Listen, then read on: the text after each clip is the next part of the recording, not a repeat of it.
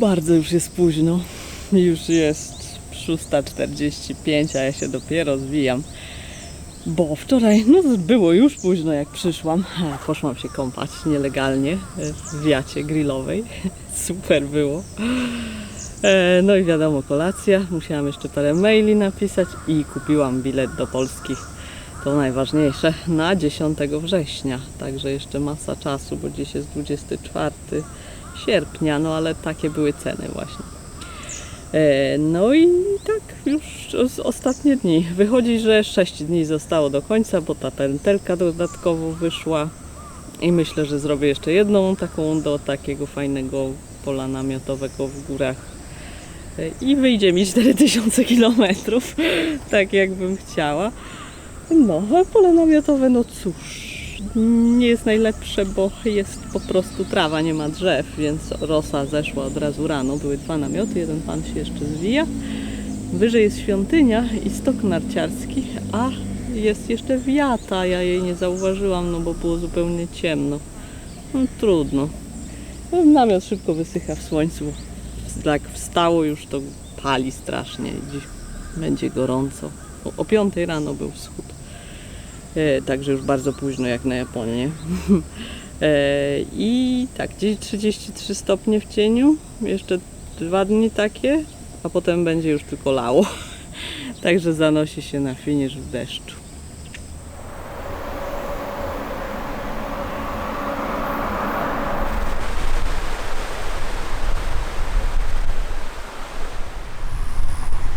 I się zrobiła 11:15, bo wyszłam dzisiaj o 8.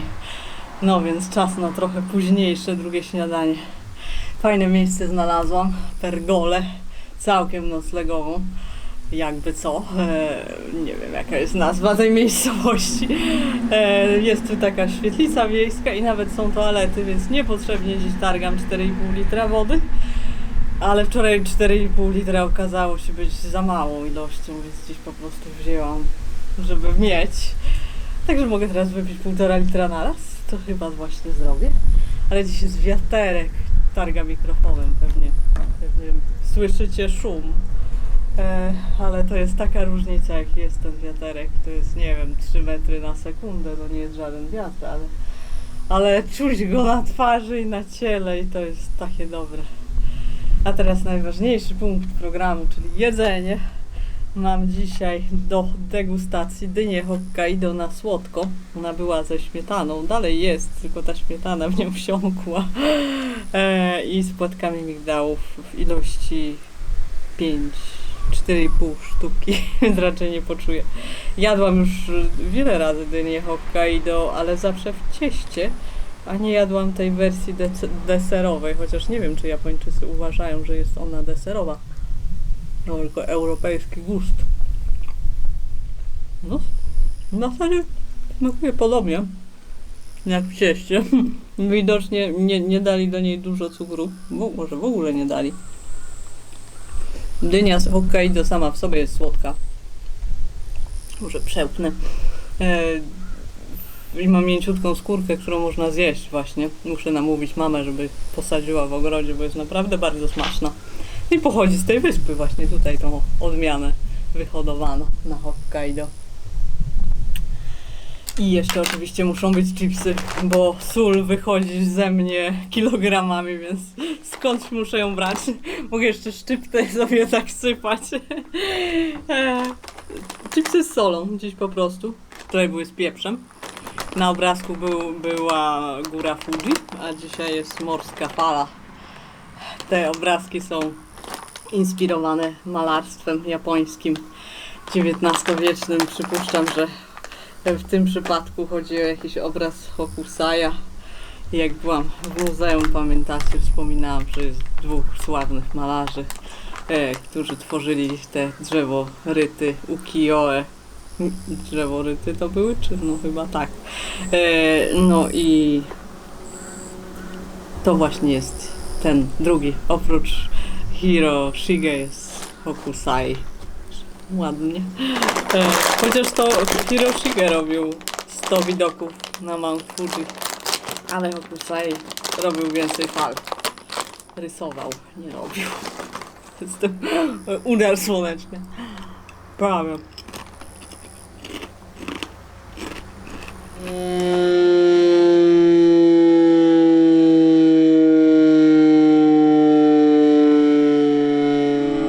Jeden ze sposobów, w jakich w Japonii lubią obwieszczać, że jest południe. Właśnie się położyłam na ławeczce z zamiarem zdrzemnięcia się kwadransik, ale chyba powinnam iść tam.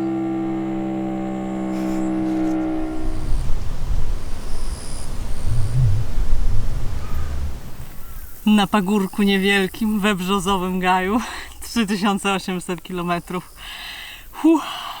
Pagórek niby mały, ale w taką pogodę dość wymagający. Na horyzoncie pojawiła się chmura burzowa i właśnie zagrzmiało, więc już uciekam dalej. Ale jest i 200 do końca. Jaki pięknie wypiętrzony cumulonimbus.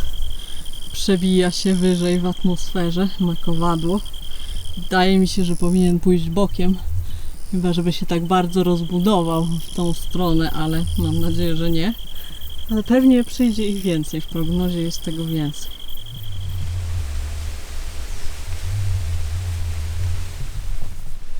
Ulala, to jakaś jest gigantyczna komórka burzowa. Masakra! Chyba muszę przyspieszyć kroku, żeby dojść na biwak. Tam jest jakaś scena, jakiś daszek, pod którym chcę się chować. Ale popatrzcie jeszcze na to, co tutaj widać. Nie wiem, czy widać, ale za lasem jest jeszcze kawałek gołej ziemi i kolejny las, a potem jest błękitna plama i to jest morze. Niepełny ocean już, ale Morze Ochockie. Czyli takie już bardzo północne morze. Hokkaido ma taki kształt ameby, ma wiele półwyspów i ramion i od północy ma dwa przedłużenia, jak gdyby przerwane morzem. Półwysep Shiretoko kontynuuje się wulkanami Wysp Kurylskich i potem półwysep jest Kamczatka rosyjski, a tam gdzie ja idę, ten półwysep, który się kończy cypelkiem Soja, kontynuuje się na Sachalin, jak gdyby, więc to jest to drugie ramię. No i te wszystkie wyspy i półwyspy właśnie i ląd azjatycki ograniczają to morze ze wszystkich stron, także ono jest chyba dość spokojne, pewnie rybne.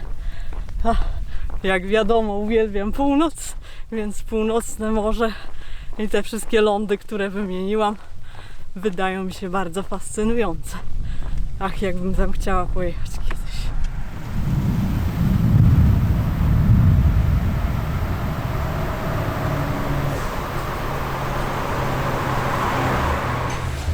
Doszłam na przystanek autobusowy, ale zdecydowanie za późno. Pierwsza, ta najpotężniejsza ulewa załapała mnie w drodze.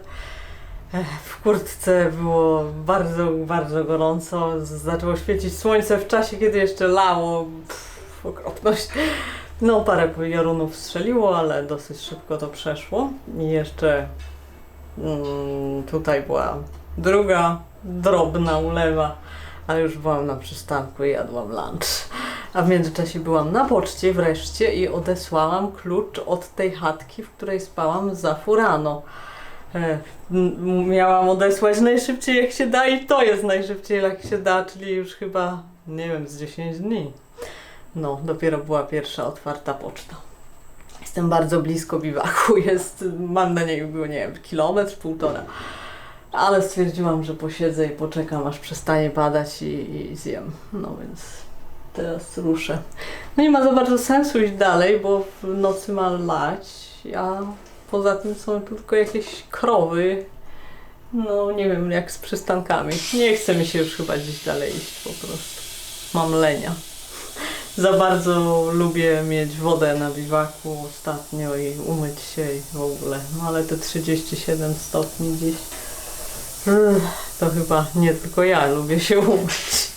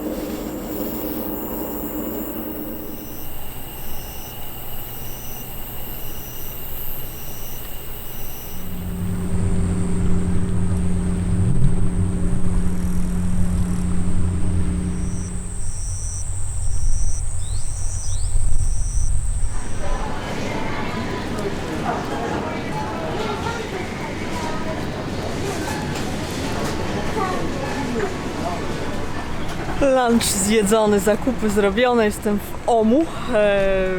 To jakieś 12 km, nawet nie, chyba może 11 zrobiłam już dzisiaj.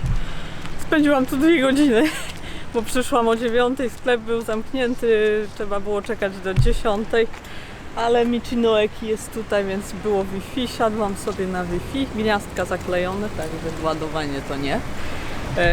Ale sklep przyzwoity, kupiłam sobie, nie wiem co pani mówiła, kupiłam sobie masę dobrego jedzenia, w tym wielkie 2 brzoskwinie i udało mi się poprosić panią kasjerkę, żeby zabrała śmieci, bo nie było kosza, ale wzięła, także fajnie. No i mój dzisiejszy nocleg był całkiem spoko, nie było nocnej burzy, raz tylko popadało chwilę.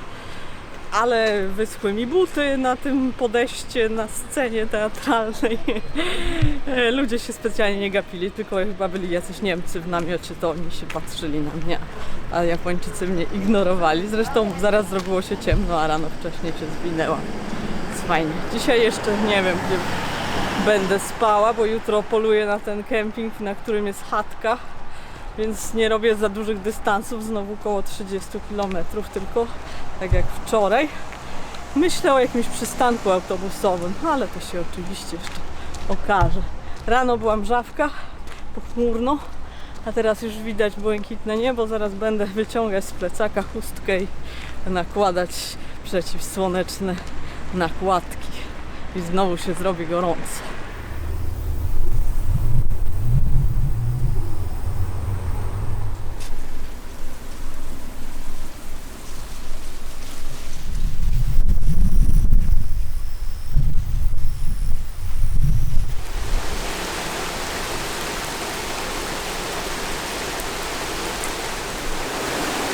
Faktycznie zrobiło się gorąco, a za upalnym powietrzem przyszła kolejna ulewa.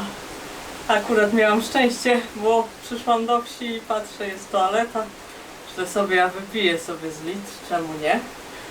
Przyszłam, zaraz zaczęło padać. Także schowałam się w toalecie. Jest bardzo fajna, pachnąca drewnem, ładnie wykończona. I jest kranik na zewnątrz, także popijam sobie i patrzę na deszczyk. Mam nadzieję, że to zaraz przejdzie. Przed chwilą spotkałam rowerzystów bardzo sympatycznych, japońskich. Ich nauczyciel... Ups, aparat mi się przekrzywia. Ups, żeby komuś się nie stało znowu. Ich nauczyciel angielskiego jest z Polski. Także fajnie. Jadą na tandemie po Hokkaido.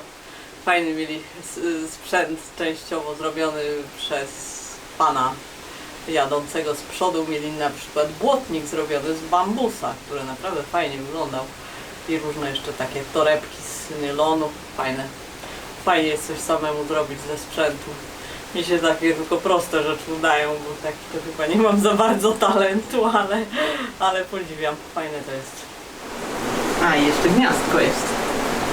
Tutaj mała wieś, więc nie zakleili gniazdka. Ładuję sobie telefon.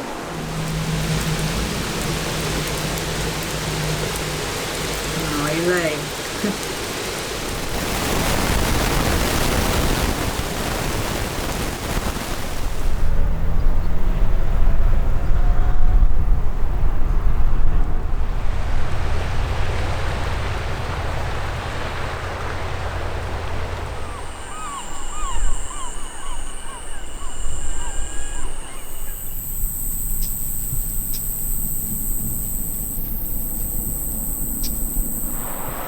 Minęłam właśnie Otoshibę, która to wieś była moim planem minimum na dzisiaj. Nabrałam wody w szkole, przed szkołą. Zazwyczaj przed japońskimi szkołami są krany z wodą. Wyszedł dyrektor i jakiś sekretarz, jakiś chłopiec, jakaś dziewczyna i zapytali, gdzie się wybieram i tak dalej. Więc powiedziałam, że idę z Sata Misaki na Soja Misaki i no, życzyli mi powodzenia, żebym uważała na siebie, ale niestety nikt mnie nie zaprosił. Do szkoły to wiadomo, że nie, bo to minister oświaty to by chyba czegoś dostał, jakby turyści zaczęli w szkołach sypiać, ale do siebie też nie. Była tam taka szopa na boisku, ale jakoś mi było Skoro się schowali do szkoły, to nie pukałam już i nie pytałam. A teraz niestety idzie już ta prawdziwa wielka burza. Już grzmi, już troszeczkę pokropiło, ale bardzo powoli się nasuwa. A ja się modlę o fajny przystanek. Minęłam jeden przystanek przy plaży, ale tam było pełno wędkarzy i obok stał dom i jakieś takie namioty tych wędkarzy stały. No to tak nie bardzo było gdzie jeść siku i tak dalej. Mało kameralnie. Więc lecę w nadziei na kolejny przystanek.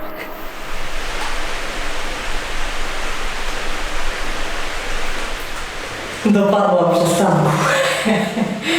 A zdążyłam trochę moknąć, już mam wilgotne buty. Szłam pod parasolem, szybko go wyjąwszy, jak tylko zaczęło padać.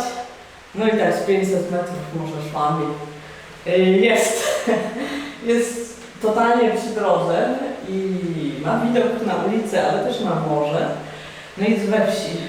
Tylko że no nie ma tu dużo domów. Tam jest jedno gospodarstwo z 300 metrów dalej, tu 100 metrów dalej jest jedno. Potem tam są jakieś budynki bardziej takie, no mniej domowe, ale jeszcze są dalej. To jest inne domy, bo jest boczna droga. Także ktoś z tego przystanku na pewno korzysta. Widziałam, jak zatrzymywał się autobus i ktoś po drugiej stronie wysiadał, jadąc pewnie z Essashi. A tutaj były zostawione otwarte drzwi i nalano na podłogę. Także nie będę raczej spała na podłodze, tylko na tej ławeczce się rozłożę. No ale dobrze, że jest ławeczka, bo czasem nie ma nic, a czasem są takie fotele, na których się nie da rozłożyć materaca, więc okej. Właśnie przed chwilą pierwszy taki duży błysk był i grom strzelił. No, jestem zabunkrowana. Oczywiście jest strasznie gorąco. Były otwarte właśnie i drzwi i okna w celu wietrzenia, no ale góry są nagrzane słońcem. Znowu się poce jak świnka. No ale jest. Za pół godziny będzie ciemno. Melduję się. I dziękuję wszystkim bóstwom, które się wstawiły za mną. Za ten deszcz, który nie dopadł mnie tak totalnie i za ten przystanek, który jest.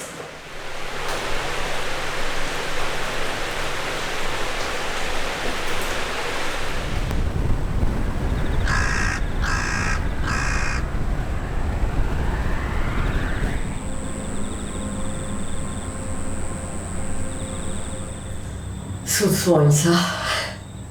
Miejscówka przednia.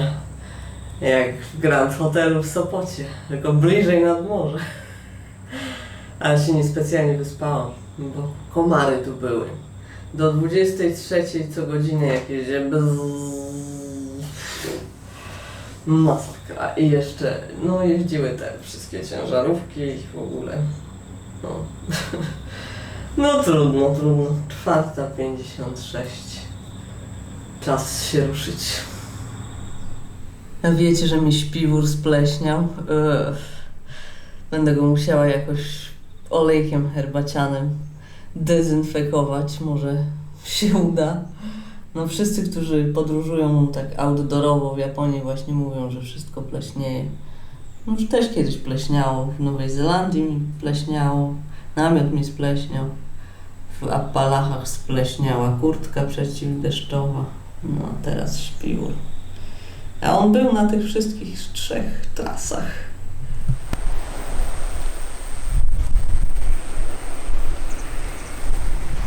Tak jak to sobie odmyśliłam, odbiłam właśnie od morza. O czubę poszukiwałam wody bezskutecznie. Była tam szkoła, ale krany nie wypuściły ani kropelki wody, więc poszłam do sklepu, bo był tam mały konwini Seiko Mart i zapodałam sobie lemoniadę. Cóż tu taki ruch, godzinę nic nie jechało, ale raz 2 auta. Także mam w plecaku lemoniadę. I mieli też kibelek i nabrałam wody. Zrobiłam pranie. Także spoko. I teraz cały czas pod górkę, aż na ten kemping z, mam nadzieję, otwartą chatką. Na pewno nie wolno tam nocować, ale mam taki zamiar. Niepokojące znowu chmury są na niebie. No rano było tak parno i gorąco, że się nie dziwię, że się znowu coś konwektuje, jak to powiedzieć, konwekcja występuje. i się robią chmurki burzowe. Zobaczymy, co będzie dalej. O matko, ciężarówka jest. Idę po złej stronie, ponieważ po tej stronie jest więcej cienia. Wszyscy mi tak radzą, więc chyba jest ok.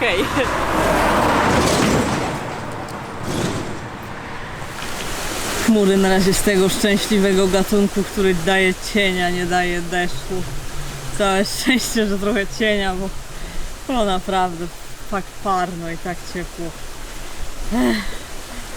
I patrzcie, co mam.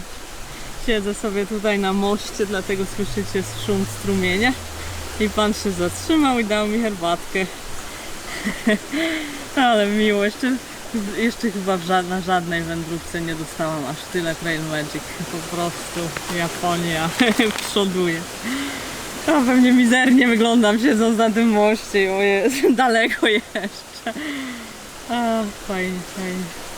No jeszcze nie bardzo daleko, pewnie koło 16. Tak, że powinna być dość wcześnie. Mówił oczywiście, że są niedźwiedzie. Tak, widziałam świeżą kupę. Są niedźwiedzie, także żebym uważała. Znowu ślady niedźwiedzia. Ten był duży, większy niż ten poprzedni. Zobaczcie, łapa większa od mojej. No, są niedźwiedzie. Fajnie byłoby zobaczyć jednego chociaż.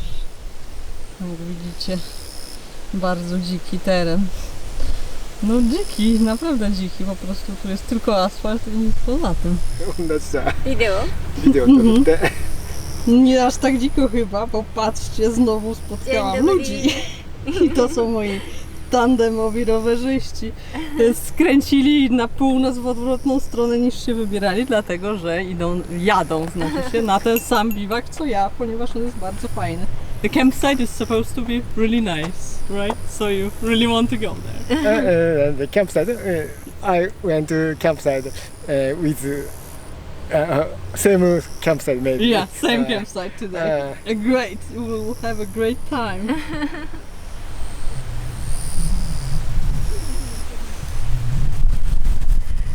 Wciąż nie jest to koniec na dziś ciekawych spotkań. Trail Magic kolejna. Zatrzymał się samochód, para w średnim wieku.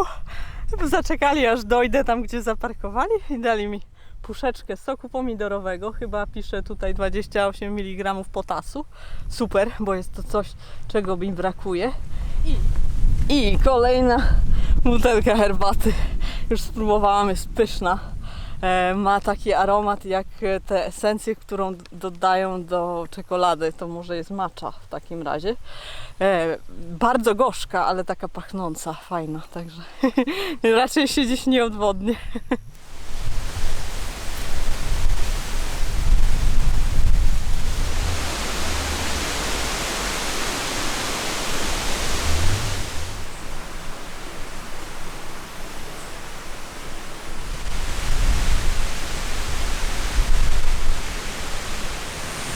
Jaka szkoda, że basen zarósł mchem. Gdyby woda była chłodna i nie było gorącego źródła w środku, to byłoby wyśmienicie.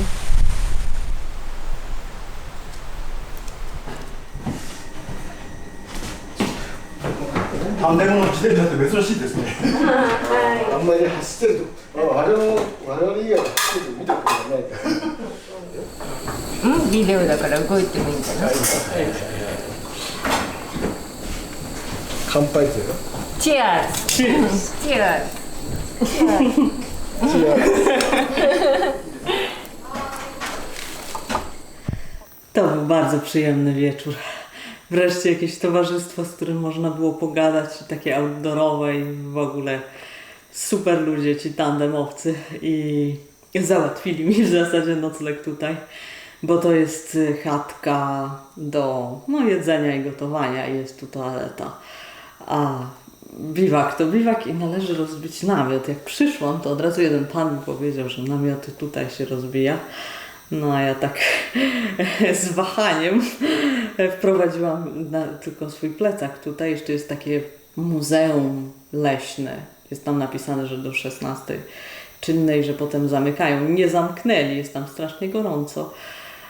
No i tak powiedziałam właśnie moim nowym znajomym, że mój namiot cieknie i w ogóle, i że lubię chatki, i że chciałabym tutaj spać, a nie wiem czy wolno i się obawiam i pytałam, czy tu jest napisane, że nie wolno spać. Tak, jest tu gdzieś napisane. Ja oczywiście nie umiem tego przeczytać, ale to nic nie usprawiedliwia. Ale potem przyszedł jeden z panów, którzy tutaj biwakują, bo parę namiotów stoi. No i jego zapytali, co o tym sądzi, czy byłby to problem, jeśli bym tu spała, i ten pan powiedział, że nie, że nikt nie będzie zły, że tu śpię. Także śpię tu. Wszyscy już chyba o tym wiedzą i no, nie robię tu przecież jakiejś imprezy, jestem tylko pojedynczą osobą, która się wcześniej rano wyprowadzi, więc myślę, że jest okej. No, więc jest chatka, ostatnia chatka w Japonii raczej, chociaż zobaczymy. Mam jeszcze na oku jedną narciarską, taką serwisową. Zobaczymy, czy z tego wyjdzie. Tam mam jeszcze daleko. Kładę się spać. Jednego okna nie da się zamknąć. Nie ma w nim moskitiery. Obawiam się, że tu jest pełno komarów. Tandemowcy zostawili mi kadzidełko takie antykomarowe, więc może to pomoże i nie będą mnie gryzły. Akurat dym fajnie leci w moją stronę. No, trzymajcie kciuki za brak komarów. Jutro będzie dzień deszczowy. Widzimy się rano. O.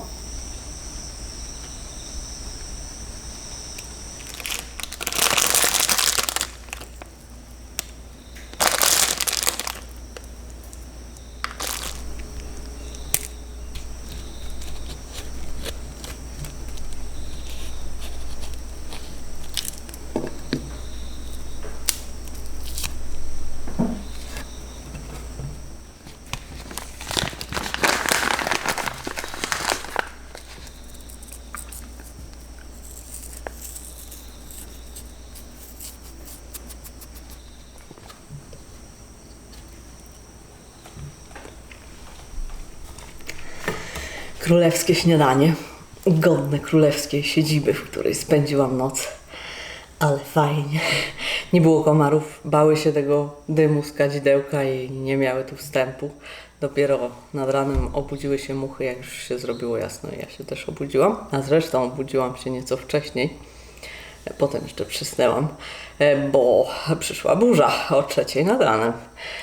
Pioruny waliły, także szyby się trzęsły w chatce, lało, no i przeszło i wszystko suche i super.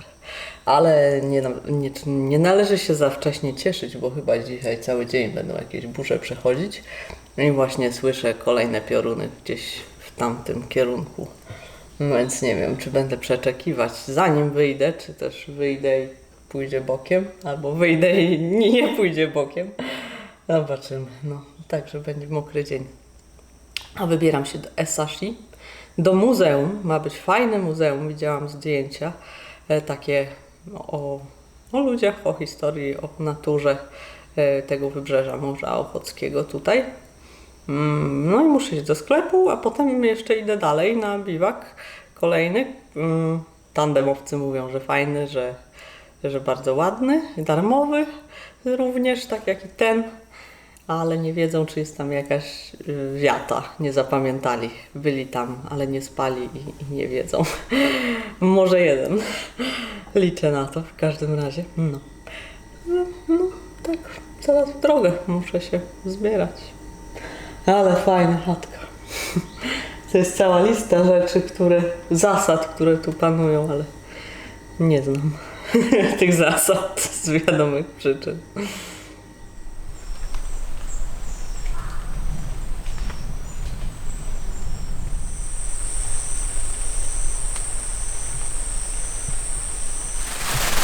Wyszłam w końcu, ale daleko nie zaszłam.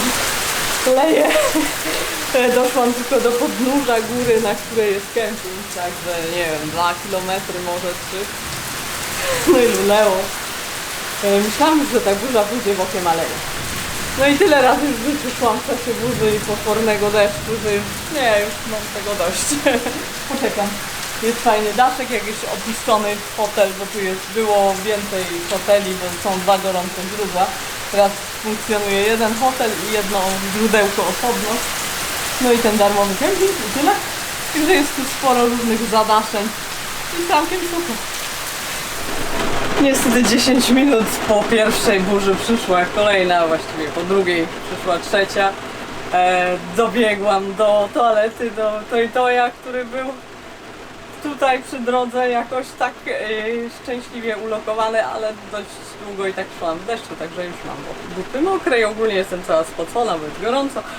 Aparat idzie do plecaka, ponieważ chyba dzisiaj warunki nie będą sprzyjały. Mogę Wam jeszcze pokazać, jak na zewnątrz. No, już trochę się poprawię, chyba zaraz będzie nieco lepiej. Wylezę stąd. Pogoda się trochę uspokoiła, ale strumienie rzeki momentalnie zestały. Wystarczyły 3 ulewy i już jest brązowa woda tam. Dotarłam do muzeum w deszczu, ledwo żywa. Musiałam trochę ochłonąć, odpocząć, usiąść, żeby odzyskać przytomność umysłu. Ciało jeszcze też nie zupełnie odzyskało, to chyba jakiś jest syndrom końca szlaku, że jestem tak strasznie zmęczona, ale też ten front, który przechodzi, ma się ochłodzić o 15 stopni w sumie i burz dziś było chyba już 7 czy 8. Zmokłam, ale jestem w muzeum. Jak to w muzeum? Jest tutaj regulacja temperatury i wilgotności. Jest zdecydowanie za ciepło, jest 30 stopni, ale wilgotność wynosi 60%, także moje ubranie już zdążyło wyschnąć praktycznie w czasie wizyty. Fajne regionalne muzeum. Jestem w rekonstrukcji chaty kultury ochockiej. I nie najstarszej bynajmniej, bo najstarsze są takie polodowcowe zabytki, głównie narzędzia z obsydianu sprzed 12 000 lat i potem jest szereg różnych kultur, które się tutaj stopniowo pojawiały, a raczej ewoluowały. Opisy są po japońsku, więc trudno, ale że siedzę w temacie, to generalnie wiem o czym tu mówią. I najwięcej jest właśnie o kulturze ochockiej. Jest dużo ceramiki, bardzo ładnej i właśnie te narzędzia wcześniejsze są wspaniałe. Są te najstarsze takie grubo ciosane, potem są takie ładne ostrza do włóczni, są grociki do strzał. Naprawdę fajne. Obsydian był wydobywany lokalnie na Hokkaido, trochę dalej na wschód. Pan z biura, pan z ekipy muzealnej mi o tym powiedział, bo zapytałam właśnie skąd brali ten obsydian, bo myślałam, że to może jakiś import z Kuryli albo z Kamczatki, ale nie, on tu lokalnie występuje. No i taka fajna chata, ale bym spała w takiej chacie. Taka klasyczna chata ludzi mieszkających w lesie, w wilgotnym klimacie. Dach jest pokryty korą brzozową, bo jesteśmy już na tej tak dalekiej północy, że można robić dachy z kory brzozowej. Jest stół ofiarny z czaszkami niedźwiedzi, spalenisko na środku, dymnik w suficie, suszą się różne rzeczy, wędzą się różne wiktuały i garnki stoją na ogniu. Można sobie posiedzieć i odczuć atmosferę. Niedźwiedź bardzo istotny w kulturze ludzi wszystkich tutaj mieszkających. Znaleziono bardzo dużo figurek glinianych. Jak już ludzie ogarnęli temat wypalania gliny, to zaczęli właśnie oprócz garnków robić figurki ludzi, ale przede wszystkim niedźwiedzi. No, a ceramika jest taka klasyczna i ma wzorki raczej geometryczne, ale takie niektóre, jakich nigdy jeszcze nie widziałam, więc bardzo specyficzne. W Wydziale Przyrodniczym jest coś bardzo ciekawego, z czego istnienia nie zdawałam sobie sprawy. Desmostylus.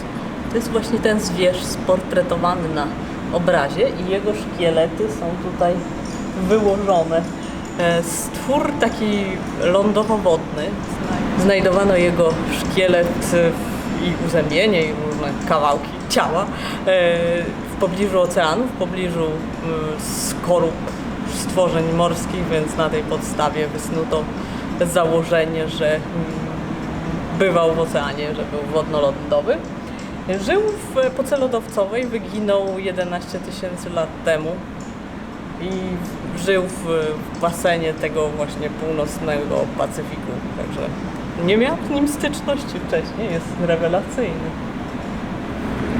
Uwielbiam muzea, w których są kąciki wypoczynkowe, to są naprawdę fajne kanapy, można sobie usiąść i z perspektywy takiego wygodnego tapczeniku oglądać zabytki, to jest... Chętnie spędziłabym tu jeszcze więcej czasu, ale za 20 minut zamykają, a ja muszę iść do supermarketu i na biwak. Na drugim piętrze, to jest ostatnie piętro, jest po prostu historia regionu, co tu ludzie robili przez ostatnie 100, powiedzmy, lat. Tak, to są rzeczy sprzed 100 lat. Rybołówstwo oczywiście, jest też ciekawy motyw gorączki złota, która tutaj miała miejsce. W jednej rzece znaleziono trochę złota. Jest dział o leśnictwie, bo przecież na Hokkaido w ostatnim stuleciu głównie rąbano las pod trawę i pod hodowlę, głównie pod hodowlę bydła. Więc jest właśnie dział leśny i tam są pokazane też narty, które mają założone foki. I to są prawdziwe foki z prawdziwej skóry foki, bo foki nazywają się foki, dlatego że robiono je ze skóry foki. No, olśniło mnie. I jeszcze jest zaprzęg, sanie z koniem i jest trochę o kolei, która już jest nieczynna, nigdy jej zresztą nie dokończono, bo nigdy nie przybyło tutaj mieszkańców, a teraz to już w ogóle widziałam tylko taki nasyp, po którym można było poznać, że kiedyś kolej tutaj była. No i tyle. Trochę zwyczajów religijnych, jakieś naczynia, stary rower, jak to teraz w nowoczesnych muzeach jest, co jest bardzo fajne, jak sobie można takie nie całkiem bardzo stare zabytki obejrzeć, które może jeszcze się u nas po szafach gdzieś pamiętają, że babcia, dziadek mają jeszcze taki telefon albo coś takiego, to jest fajne. No, przestało lać, to jest dobra wiadomość.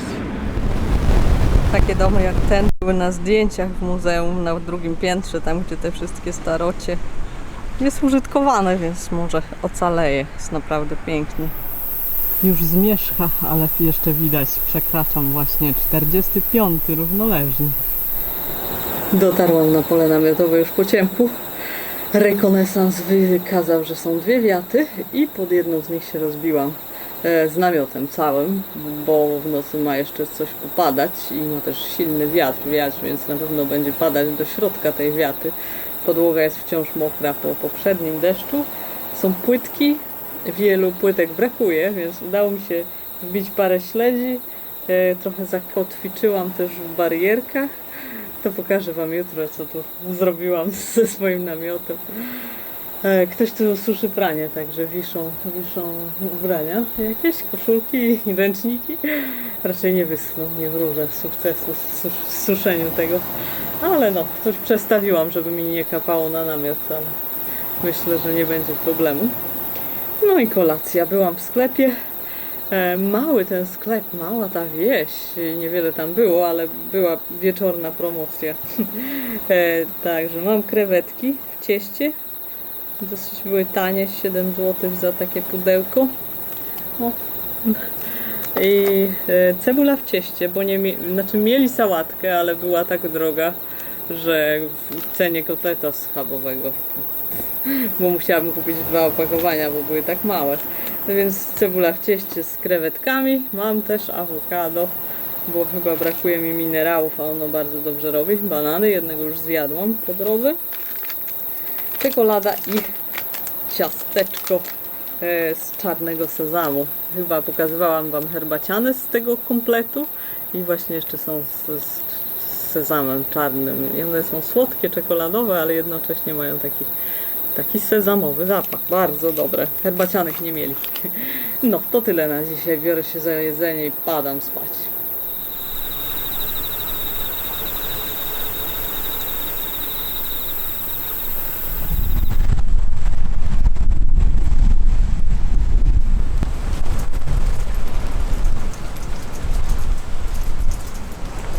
Jedno tym razem miał rację pod względem wiatru. Nie wiem, czy była żabka w nocy, miała właśnie dość drobny opad, ale już jest teraz.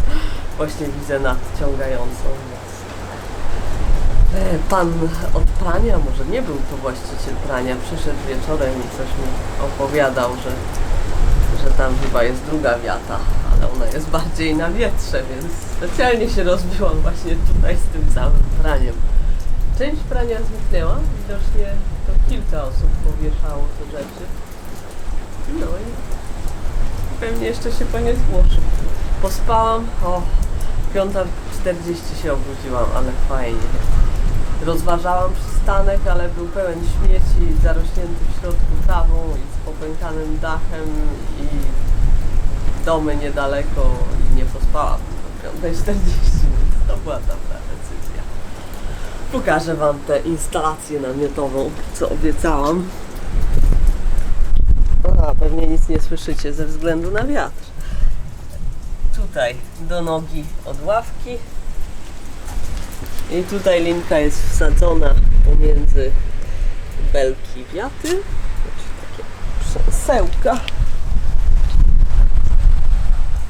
i przyblokowana śledziem. To bardzo dobrze się sprawdziło. Tam jest jeszcze drugi taki, no a poza tym tutaj jest po prostu między płytki włożony. Mam świadomość, że futro mikrofonu nie wyrabia i nic nie słyszycie. 3900 km było wczoraj w czasie jednej z burz, więc warunki pogodowe nie pozwoliły, a potem nie miałam czasu ani siły, więc dopiero teraz już jest 3900 kilkanaście. Wieje wiatr prosto od Kamczatki. Niesamowite. Morze Ochockie dzisiaj wzburzone i szare, ale to jest cudowny wiatr po tych wszystkich parnych, pełnych duchoty dniach, które miałam w Japonii, więc jest super. Ochłodziło się, jestem w bluzie.